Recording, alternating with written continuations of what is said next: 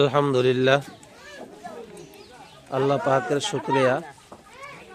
চর নিয়ামতপুর শামসুল উলুম কওমি মাদ্রাসার নুরানি এবং মহিলা মাদ্রাসার ভবনের জন্য আলহামদুলিল্লাহ ইতিমধ্যেই কাজ আমাদের আলহামদুলিল্লাহ উদ্বোধন করা হচ্ছে। এই জন্য দেশে এবং দেশের বাইরে যারাই আছেন সকলের কাছে বিনীত অনুরোধ, এই মাদ্রাসা মসজিদের প্রতি সকলের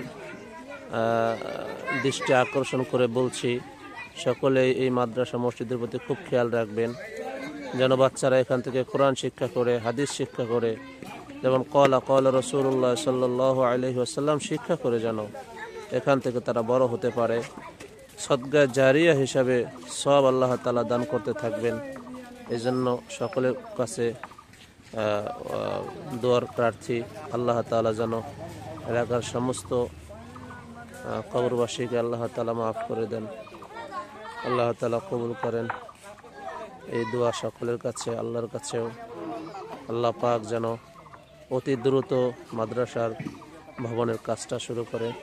এই বিশেষ করে যে এখানে হবে, এখানে প্রায় 30 হাত বিশিষ্ট একটি রুম হবে।